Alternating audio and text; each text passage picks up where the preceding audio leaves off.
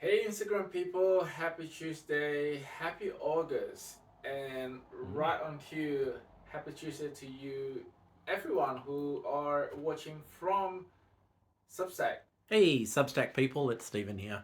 Lovely for you to join us. Thank you very much it's August. How did it get to be August, Vincent? Well, because we've gone past July, that's Ah, how it gets to August. I guess it's the same every year. That is correct, it's not a surprise. But what is surprising is the topic that we landed on today because uh, Stephen is the executive producer of this podcast, our newsletter, amongst all of the things that he keeps his life and time busy with. You texted me last night in terms of what we're going to talk about today, Mm. and we tend to not necessarily be the headline grabber sort of kind of show and podcast because there's so much more than just the headlines and that controversial scandalous things that you read on news when it comes to health and wellness. But I felt really compelled to talk about this topic because this is something that I feel that at a certain level, to a certain extent, everybody knows this is going on. However, until it was being put in a visceral sort of kind of way in front of them, in not only audio, visual, but also the real life impact that people who are affected by this s- scandal are being put in front Mm. of viewers, people don't necessarily think about it. And I think that's because it's a little bit like a self-defense mechanism. And I know that I like to tease out the topic before actually telling you the topic. Although, if I'm being honest, you can tell from the title that we put on our live streaming, you would love this. It's called Food in bracket Mislabeling.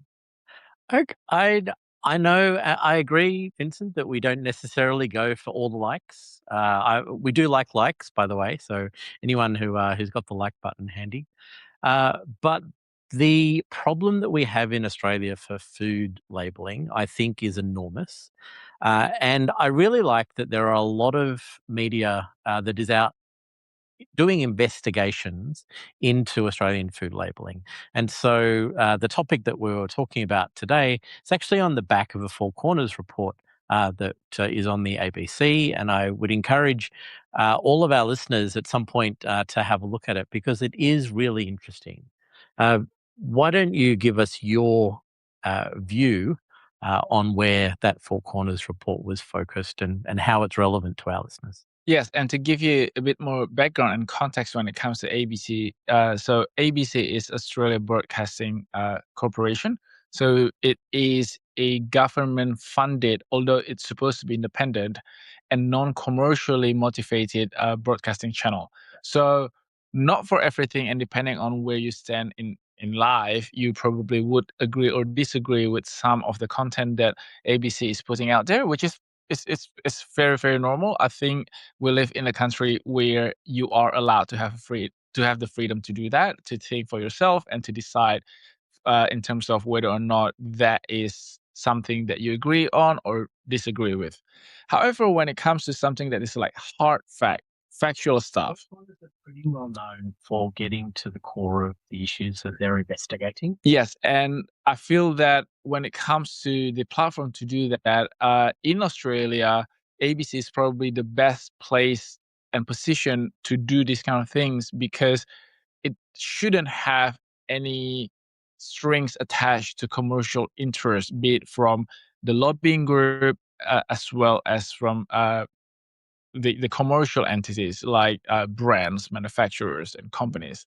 So the background of this story is that uh, ABC Four Corners investigated the food labeling practices as well as the impact that these practices or mispractices happening to customers from the truthfulness of the label, truthfulness of the marketing claims, down to the health and potentially very fatal impact that could have happened when certain informations like allergens are not being displayed or communicated very well by the food labels. So to give you the definition of food labels in Australia, it is regulated under Food Standards Australia and New Zealand, which is a body that regulates almost all type of food and drinks and consumer packaged goods when it comes to things that are being sold to public in Australia. It's also very important to note that Food Standards Australia and New Zealand, or we shorten it to FSANZ, whilst it is the regulating body when it comes to all of this food labeling, manufacturing date, batch code, expiry codes, and what you put on the label and how you market the food, it is not the authority that can enforce these rules. So this is a government organization or government funded body who define what our food labels have on them. Yes. But also own the 5-star rating. Yes. Okay. And then do they define exactly what needs to be in the contents? Yes, they define everything when it comes to the regulations, rules, policies, and boundaries of what you can say on the food label. But they don't have it. So if somebody messes up, whether it's on purpose or accidentally. So the rules would then need to be enforced by the local or state-based authority. So, for example, in New South Wales is Food Authority New South Wales, and on the federal level, on the Commonwealth level, if it comes to the point where there is an element of misleading the consumers, then Yes, that still falls under the Food Authority. But when it comes to misleading the consumers, then ACCC would step in as the organization or a body that enforces the rules. So we've got 3 government departments that maybe don't talk to each other well, none of whom actually can enforce anything unless it's... That I can't say. However, I have to say that the Food Authority New South Wales is probably one of the highly functioning part of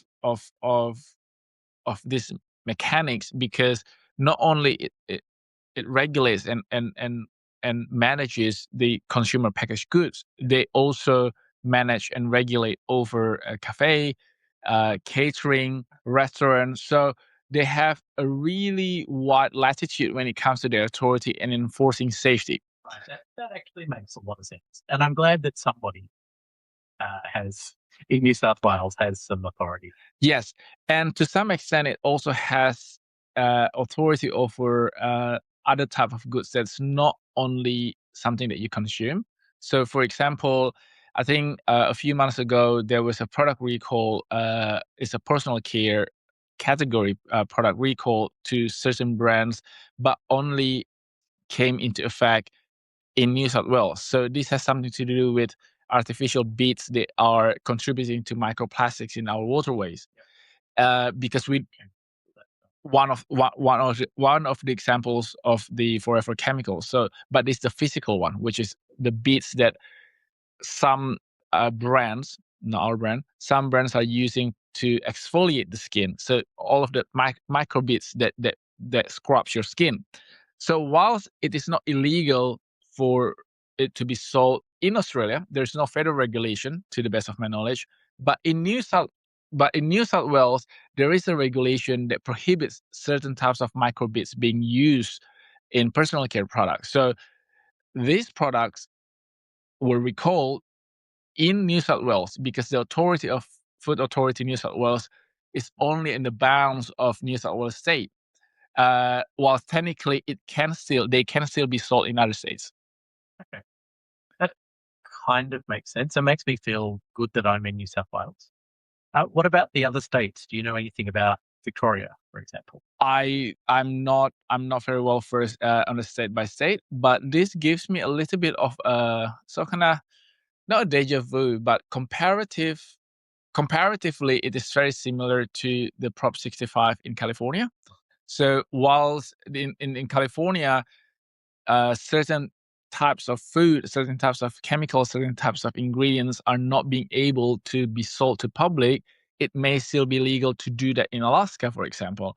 And I guess we probably never really thought of Australia as being divided by states. I think for me personally, the first time I became aware of state law to the extent that state law can actually have authority over the state whilst it has no impact to other states were during COVID. Because at that time, different states would impose different rules when it comes to social distancing, when it comes to mask wearing and stuff like that. But it actually goes a lot deeper than just during the emergency time, during the special time, like during the pandemic. It also extends to, say, about abortion, fertility access, about social housing, um, and policies around infrastructure, and also, of course, when it comes to what we eat, which is food and beverages. So, what about the labeling? I know in the past you've had quite a lot to say about the Health Star system. But before we get to that, maybe if we could talk a little bit about the allergens that you mentioned as well. So I know that, so my wife has recently gone on a gluten-free diet. It's an Yes. elimination diet. And so I'm constantly looking at the contents of things, and often it will say contains gluten. Or traces of. Traces of. But then there's also the other label that says could be processed in somewhere in a facility which may contain gluten. That sounds very confusing to me. And not only it is confusing, it is also a little bit contradictory, and it serves almost no purpose in terms of clarifying what actually could potentially be of danger to people who know that they need to avoid certain kind of things. So from the legal perspective, I know that whilst you say that you're certified gluten-free, or that you know that you're inherently gluten-free, so in Australia, you don't have to have certification to say that you're gluten-free. Because, say, for example, if you buy a kilogram of apples in a bag, you know for a fact that that's gluten-free because apples inherently are gluten-free. However, when it comes to then apple pie, for example, you still can say that it is inherently gluten-free if you use all of the ingredients that are free from gluten or contains no wheat or barley or oats, for example. However, then there's a disclaimer that tells you that the apple pies are made in the facility that also handles gluten or wheat, or that it may contain traces of certain things. Amongst all of the allergens, probably nuts, things like that. So it is a little bit self-defeating because whilst it protects the food manufacturers from legal action, because technically and legally they have warned people that there is still a possibility that there might be contamination. Yeah. It is not very helpful for people who are avoiding certain kind of allergens, especially if those type of allergic reaction could be severe and fatal. The problem that I have with this kind of mechanism is that, sure, with before the show we started by discussing about allergic reaction, and I think a lot of people are very familiar with the gravity of nut allergy. So people immediately associate nut allergy or peanut allergy with anaphylactic reaction, but not so much when it comes to gluten, when it comes to seafood, or when it comes to dairy. So a lot of times, my issue doesn't come only from the safety perspective, although that's paramount. My sort of kind of disgust is being caused by when people are buying certain things that are free from gluten, dairy, be it vegan, plant-based. There is a premium that they pay that make them feel that they are safe. And food manufacturers and brands know this. That's why for majority of the products, when it is free from gluten or free from nuts or free from whatever it is, they cost more. which is fine because people pay what they want to pay for it. But that extra premium that food manufacturers are charging to consumers need to come. It's almost like a quid pro quo. I pay more, you pay more attention. Yeah. And that is the part that is missing from the whole sort of kind of ethic mechanism when it comes to food labeling, especially when in the front of the label they state very, very clearly is vegan. By definition, it should be it should be dairy free. But then at the back, in a smaller font, it says that it may contain dairy. So if this is just by choice, and I'm not saying that to diminish people who are vegan and vegetarian by choice, I'm very, very respectful of that. But in the scale of priority when it comes to life and death situation, forgive me for saying that, secondary to people who are severely allergic to dairy who might die from consuming this product. In the Four Corners report, they focused in on A baby, a toddler. Yeah, who had anaphylactic reaction. Yes. To yogurt. Yogurt, which is it's crazy that as parents we want to make sure that we don't poison our children. Yes. Something that we know about. And the mom who was being interviewed in that program probably paid 20% extra on top of what a normal yogurt in the pouch would cost because of the dietary requirement of her baby, only to then being faced with the reality that the toddler or the baby, I can't remember what age was the kid, but she was finally sick and ill for 2 weeks. Recurrence as well. Yes, and it's crazy to even think that there is a worse thing than that, is that because of the labeling that says that it's dairy free, it took them 2 weeks to actually pinpoint the issue, because when you do an elimination of causes, they very quickly dismiss that particular product because their parents.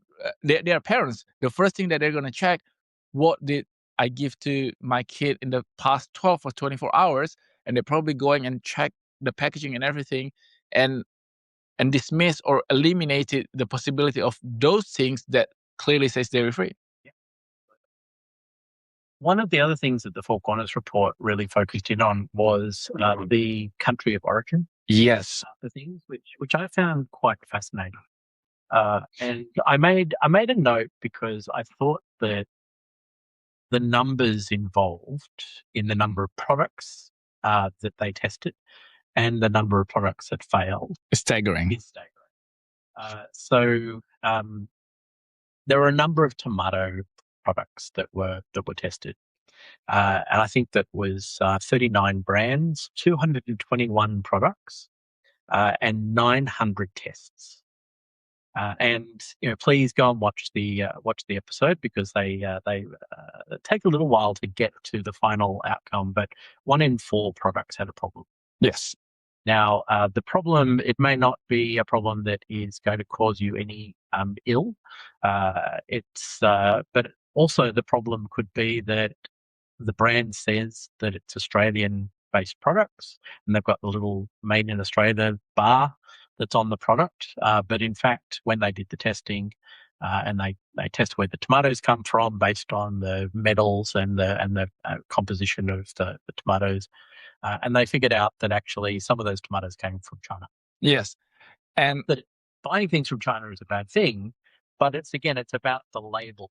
It's the label not being clear. And also the intent, because if you put the claim, because some of these brands went beyond just putting the bar chart, which is legislatively required, they also very, very proudly say, proudly Australian grown. If you see the value, and of course they saw the value of marketing their products as made and grown in Australia, which command, in my mind, higher prices, you need... Yes. Don't get me started. No, let's finish with this first, because don't get me started on the turmeric. So if you if you want your products to be perceived at a certain value, especially if you're commanding higher prices, there is an ethical, moral, and legal requirement that you need to fulfill. Requirement and responsibility. You need to be held accountable for that. And I'm saying this not just from the consumer perspective, but also from the manufacturer and brand owner perspective, because we are very, very proudly 100% Australian apples only. And I actually take that, not forget about the law, which we follow to the letter, but it is the informal contract that I have with my followers, my loyal customers, because when we say that it's Australian grown, number one, people have the perception of quality. Number two, people have the pride that they are supporting Australian farmers.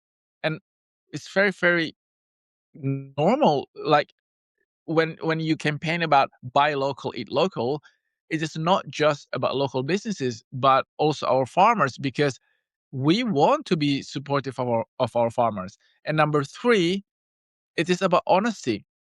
I agree with you. There is nothing wrong with buying tomatoes from China, but don't call it Australian tomatoes. You mentioned turmeric, and I guess in the Four Corners report, the conversation around turmeric I found quite shocking. It is. I wasn't at all surprised that there are a number of herb spices and other things that we buy that have more than the ingredient that we think it has in it. But were you surprised that two out of three Ben tested were actually organic, or being sold as organic? Yeah, not at all. I think the thing that surprised me the most, though, was the addition of lead to increase the weight. Yeah, and I if you watch this, and please do watch this, I actually have a lot of respect to the lead science investigator who was basically the spokesperson in terms of explaining the findings and everything, because he was using very diplomatic words and terminologies, because if I were him, I would have said, instead of crush up rocks, I would have said rust, because that when they add iron oxide into the whole thing for weight, and for color, I guess, and lead for color, you're literally eating rust, like iron rust. Yeah. So this is something that, and the craziest thing, again, I kept saying that because, you have this crazy thing, but then there's another layer compounded onto it that makes it crazier, is that people associate eating turmeric with being healthy and well. So not only they're adding a little bit of it, they're probably consciously eating another extra spoonful because they want to get the health outcome from that. Completely. I use turmeric all the time. Goes into curries. It goes into tzatziki. I've used it occasionally in baking as well. And I kind of, after watching that, I thought, how can I rig up like a magnet to my sifter, Yeah, so that I can sift out the lead?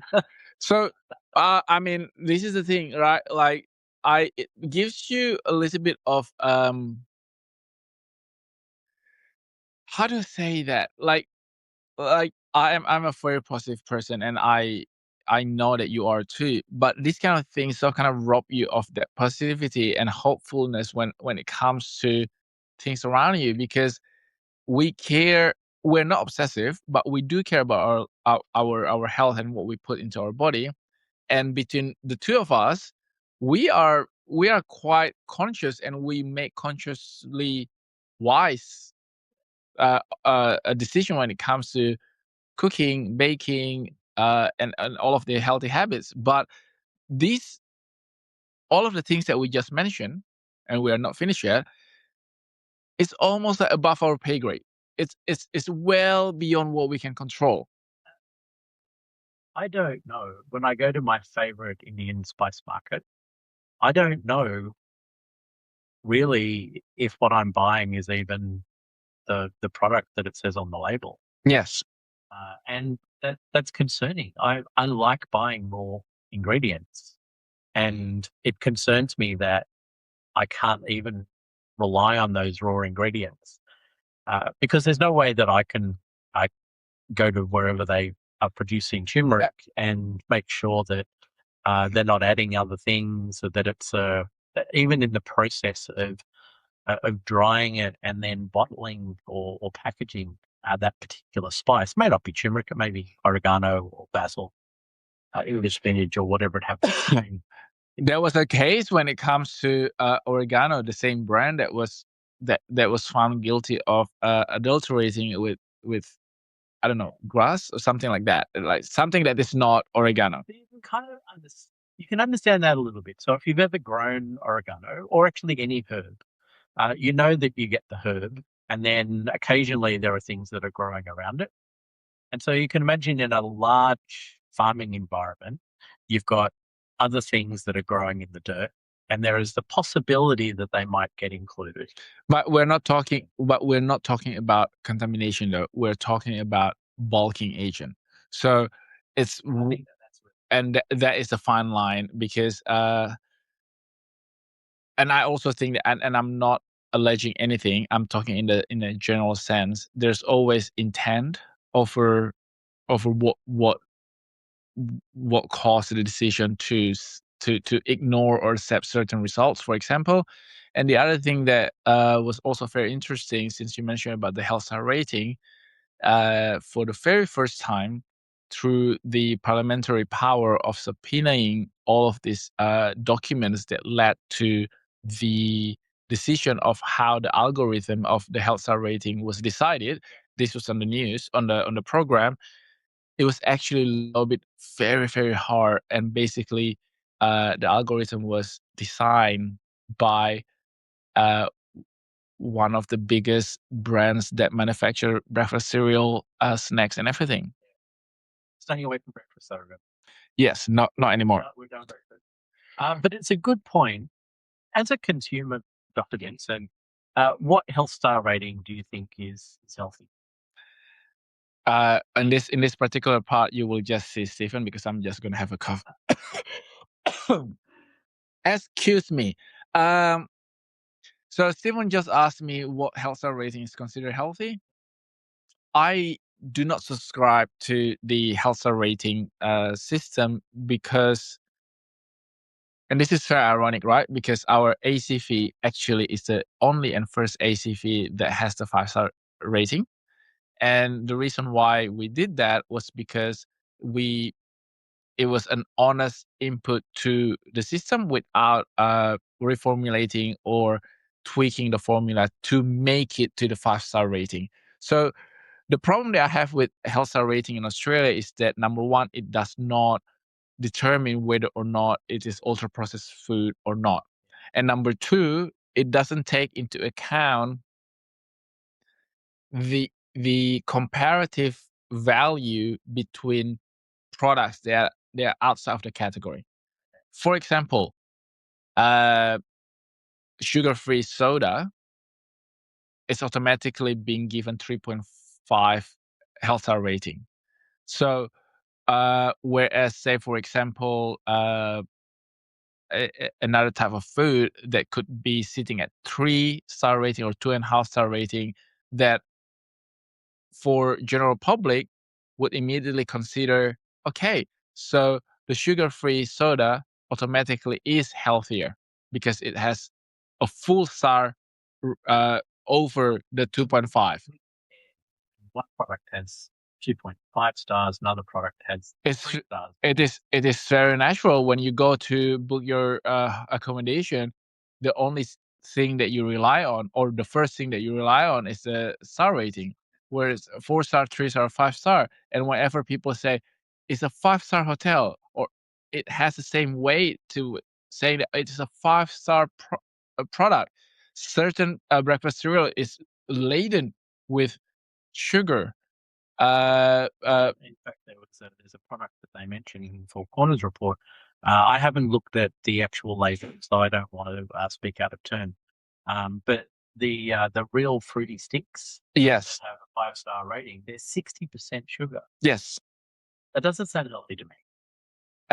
But for a busy mom or a busy dad, whoever does the grocery in your household, you pick it up, and the health star rating was purported to be that one rating that simplifies everything.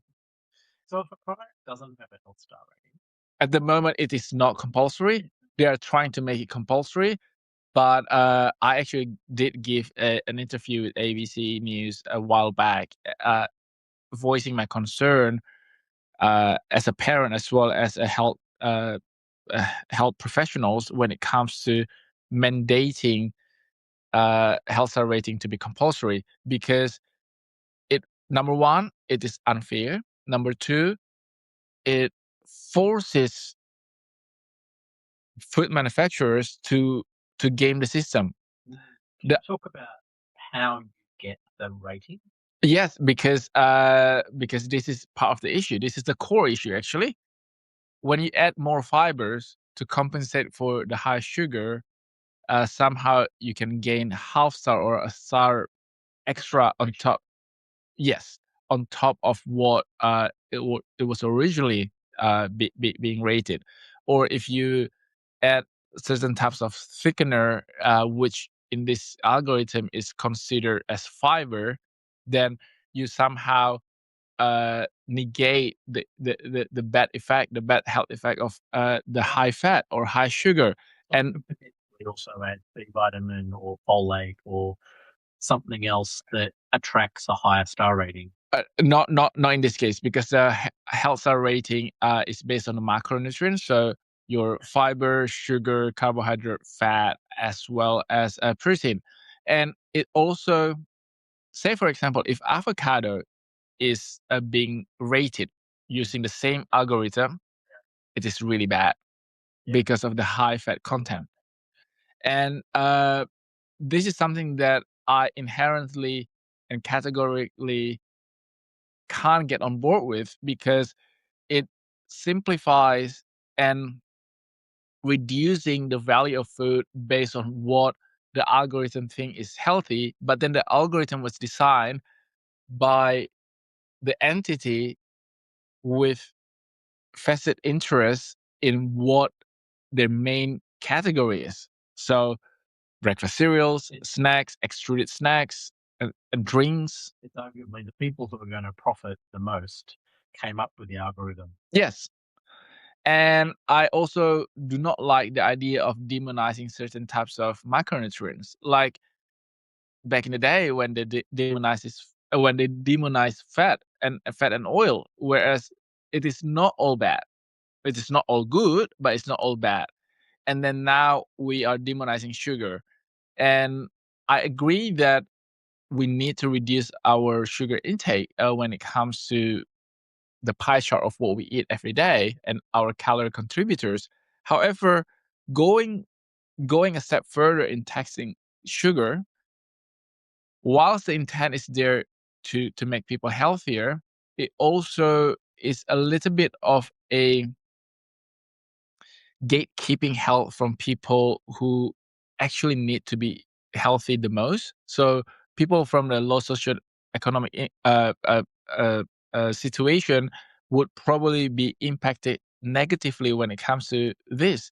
And labeling food as healthy and unhealthy reinforces the stigma that health is a status. For example, the organic labeling. Now, I'm very, very happy that people start to see that just because it's organic doesn't mean that it's healthy. As well, doesn't mean it's Yes, but that is correct. But eating organic produce is not the goal, because it comes with a premium, and a lot of that is just economically a knock-on effect of the amount of financial investment that farmers need to put in, and the entire supply chain to be able to be certified organic. But it doesn't mean that you cannot eat healthily and well by just buying conventional products. I mean, there are certain things that I am a little bit picky when it comes to the type of, say for example, I feel really bad buying caged eggs. From the humane perspective, I try my best to go for pasture raised or cage free at least. Yes. For me. It's a personal choice. It doesn't mean that the eggs they are produced in a certain way is healthier than the others. Marginally different. But when it comes to my fruit and vegetables, as a matter of fact, I regularly purchase a frozen or canned fruit and vegetables, because especially when it comes to berries, for example, when the berries prices are really, really high, it is actually just as healthy to buy frozen berries compared to buying like an $8 a pound at blueberries, especially if you're just going to crush it up into your smoothies. And a lot of our listeners, I'm sure, eat out quite a bit. And I was wondering, what sort of advice can we give to people who maybe don't cook every day, but people who don't get an opportunity to go to markets in Flemington in Sydney and buy their fresh fruit and veg from the producers of those products. But, we're sitting in a cafe or we're sitting in a restaurant. What are the kinds of questions that we should feel comfortable asking? In my mind, I think that, and this is not a health professional advice. This is me as a consumer advice, as a human being advice. Unless you have a medically required dietary ingredients, I think you shouldn't interrogate the cafe or restaurant too much. That is my take. But again, it is also very dependent on the delivery of your question. If you are being nice about it, then I think it will be well received compared to if you are being demanding. Because at the end of the day, it's a human and human contact, right? And quite honestly, that's been my experience Yes. as well. Particularly as you get to more expensive restaurants. Yes. Very often the server will ask Yes. if there are any dietary requirements. Yes. My little group of friends, we have this really fascinating and very complex group of requirements. It's very hard for us to go out. You need an algorithm to do that. The other thing that I was also thinking is that usually, and this probably has a lot less to do with some kind of contamination, but a lot more to do with just being healthy, mindfully healthy when you eat out. That the general rule of thumb is that when you are not sure about the type of meat, because in the program there's also a contamination of horse meat and I don't want to mention it. Thankfully. But well, according to the documents are still unsealed, so you don't know. I mean, you really have to watch this program. I don't normally other people's program, but go and watch it. There are 2 parts. So chicken is always probably the safest bet when it comes to the type of meat. Most of the time, you always get chicken. But I guess chicken has the added problem of how it's being handled. Yes. Salmonella. But if it's like being cooked thoroughly, which a lot of people, what you preconditioned now. Yes, it is actually really important that you say that. Similarly to peanut allergy, because it's so prevalent and people are very, very well informed of how dangerous it could be. Whilst it remains the highest risk, people are also meeting it with the highest kind of attention. The same way with chicken. Most people know chicken salmonella. So consciously, those are the things that they want to avoid. So whilst it is one of the highest risks when it comes to food safety, because of the critical control point and people's attitude towards that, the risk is significantly reduced compared to, say, for example, lettuces. One of the major issues when it comes to salad, which people associate as eating healthy, is the E. coli contamination, because people don't naturally think that it is going to be the source of the issue. And for travelers, I guess for Australian travelers to particularly parts of Southeast Asia, the blanket rule of don't eat the salad, I think is still, it's maybe a little bit overzealously spread at the moment, but it is still a risk. If you're in a country which doesn't necessarily have the same access to Yeah. fresh water that we have here in Australia, and there are lots of places that don't have that luxury that we have, then you do absolutely need to be careful. And more than that, it's also something that you drink, especially when it comes to adding ice to your beverages, because again, people majority of food establishment and cafes, restaurants, even the hawkers that you encounter on the street side would know that, to drink water you have to boil them. But the same knowledge sometimes do not travel to freezing the water into making ice that you then add into your drinks. So salad and ice usually are my two things to, at least on the first day or second day, to sort of kind of avoid. And this extends to brushing your teeth, because here in Australia and in a lot of countries, we are so spoiled and privileged when it comes to drinkable tap water. A lot of people don't drink it, but they don't think twice rinsing their mouth after brushing their teeth with tap water here in Australia. The same cannot be said about other places. As a matter of fact, one of the bad experience of me traveling, not that it will deter me from traveling to this place, was having a really bad case of diarrhea because of rinsing my mouth with the tap water, Yeah. which you naturally do. Yeah, you can't, even standing in the shower. Yeah, that's crazy, because I open my mouth. I don't know how people don't accidentally, Let's. I think there's probably another whole series over the places that each of us have travelled Yes. and either got sick or avoided getting sick. I'm quite proud that I spent 2 weeks in India and didn't get sick. Oh, I have been to India without any type of sickness too. Back in Australia, I was doing a little bit of research around how to ask where the food comes from. There's this whole movement around some Provenance. restaurants only, provenance. Some restaurants also they do what they call nose to tail sourcing of their products.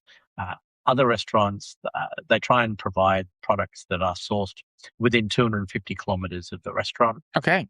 Some really interesting things, but I think the price bracket goes up the more Yes. specialized the restaurant is.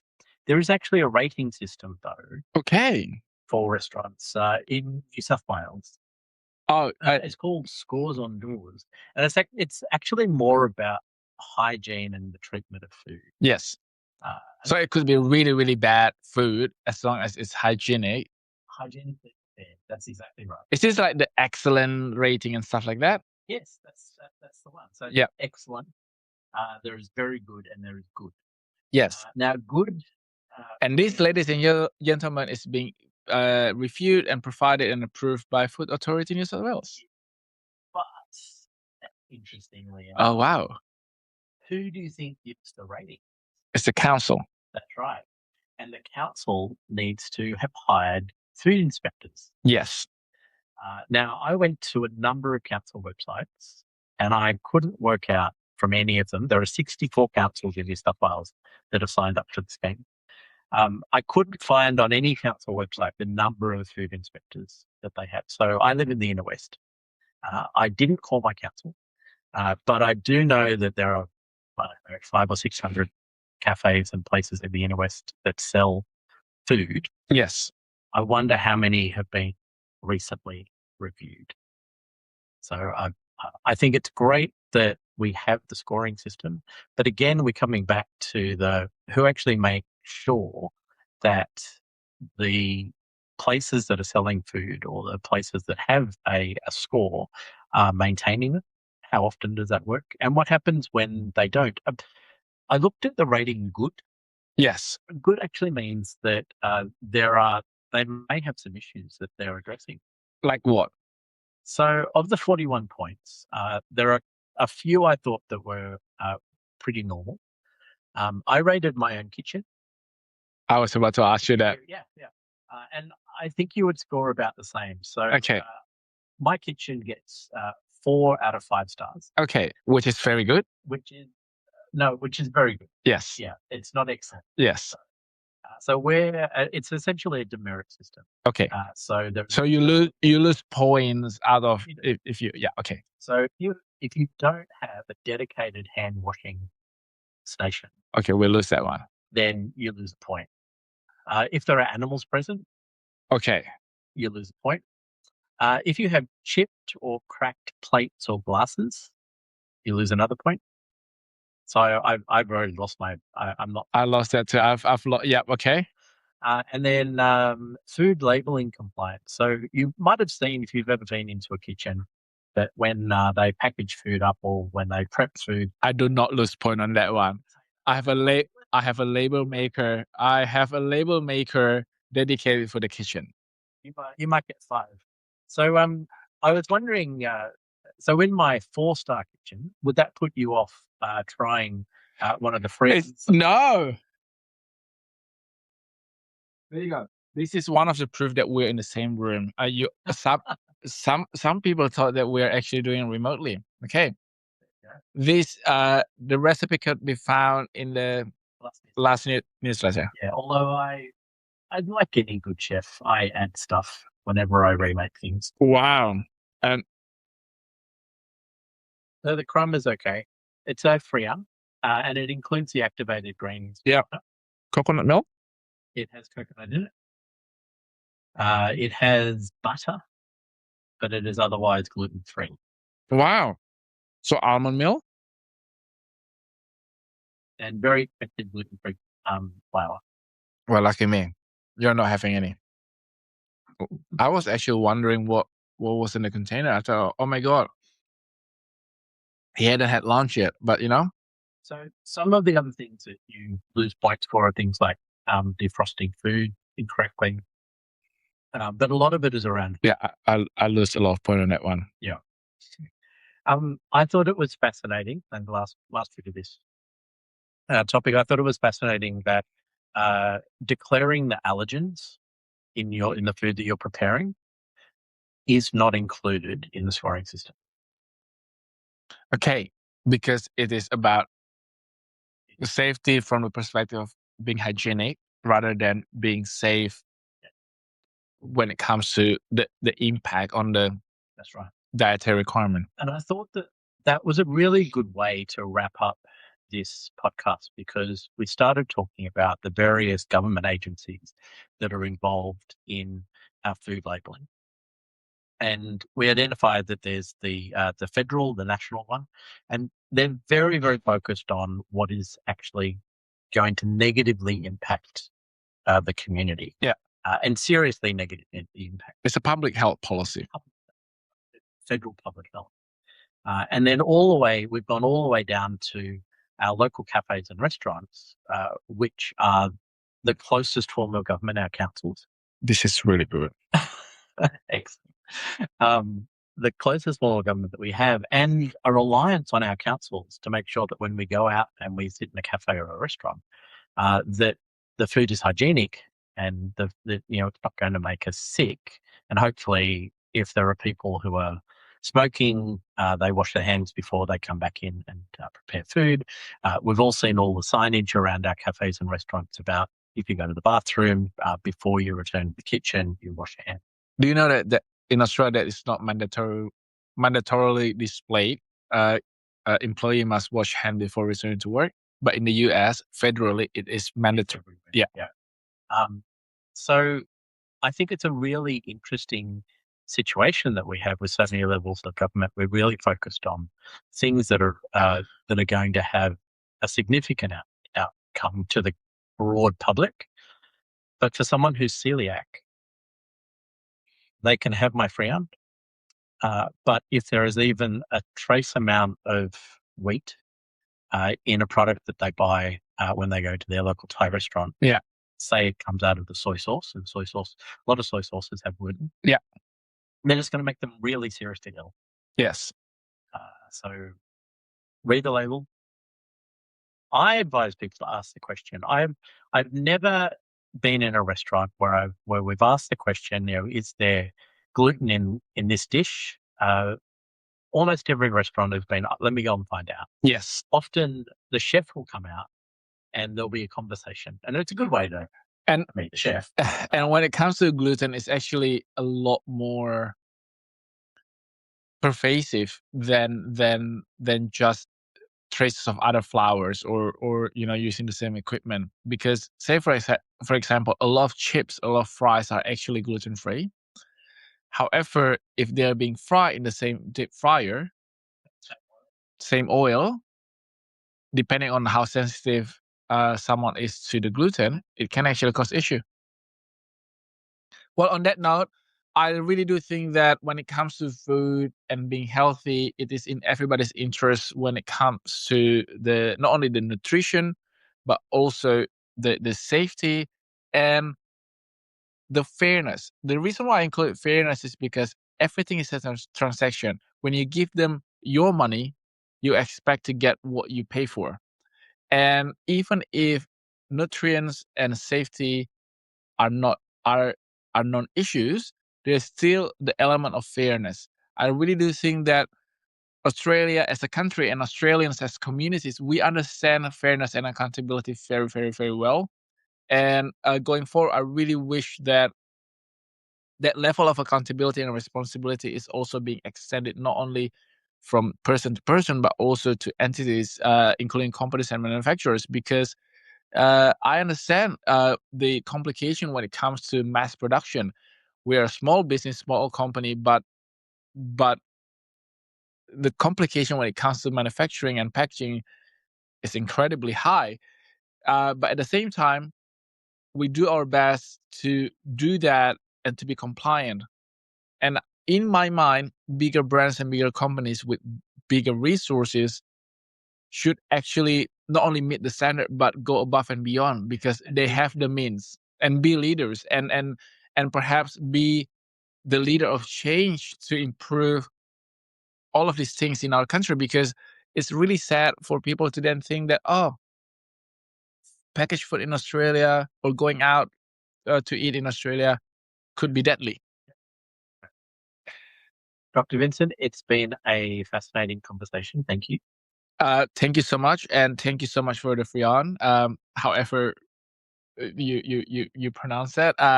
This is one of those words where you see the word all the time, but you don't necessarily pronounce it. Anyway, I was about to wrap it up, but let me know if you tried the recipe. I have not tried the recipe, but I have tried the result, and it is utterly delicious. Thank you so much. Until next week. Bye-bye.